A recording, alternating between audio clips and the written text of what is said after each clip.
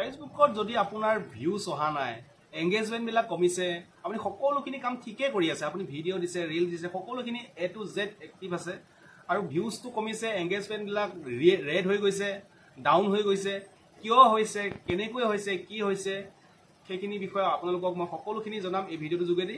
ভিডিঅ'টো শেষলৈ চাই থাকিব। চাওক, আপোনাৰ এংগেজমেণ্ট আৰু ভিউজটো বাঢ়িছে বঢ়া নাই, সেইটো মই আপোনালোকক এটা সেটিং আছে, সেই সেটিংটো আপোনালোকক মই স্ক্ৰীন ৰেকৰ্ডৰ সহায়ত দেখুৱাই দিম। সেই স্ক্ৰীন ৰেকৰ্ডটো আপোনালোকে ভালদৰে চাই ল'ব। সেই সেটিংটো হৈছে সিস্টেম ষ্টেটাছ। ফেচবুকৰ এটা সিস্টেম ষ্টেটাছ আছে, সেই সিস্টেম ষ্টেটাছটো মই আপোনালোকক দেখুৱাই দিম। বেলেগে কোনোৱে নকয়, কিন্তু মই কৈছোঁ আপোনালোকক সেই সিস্টেম ষ্টেটাছটো যদি ৰেড গ্ৰীণ হৈ থাকে, আপোনালোকৰ ভিউজটো আহিব চান্স থাকে, আৰু আপোনাৰ প্ৰফাইল বা পেজটো ঠিকেই আছে।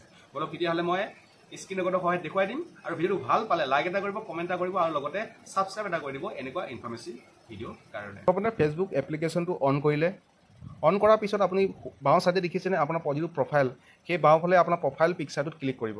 ঠিক আছে, এইটোত ক্লিক কৰিলে, ক্লিক কৰাৰ পিছত আপোনালোকে কি কৰিব, এবাউটত ক্লিক কৰিব। এই এবাউটত ক্লিক কৰিব, এবাউটত ক্লিক কৰিব।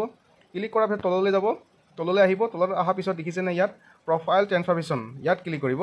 ইয়াত ক্লিক কৰিছত প্ৰফাইল ট্ৰেন্সফৰমেশ্যন, তাত ক্লিক কৰিব।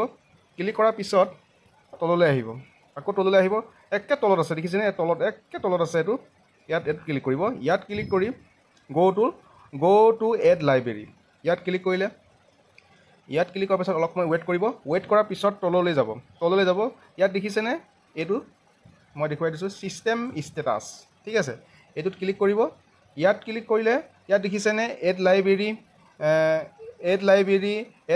Report, ad library API, brand content, এইকেইটা যদি আপোনাৰ সম্পূৰ্ণৰূপে আপোনালোকে গ্ৰীণ হৈ থাকে, তেতিয়াহ'লে আপোনাৰ প্ৰফাইল বা পেজটো ঠিকেই আছে। থেংক ইউ, ধন্যবাদ।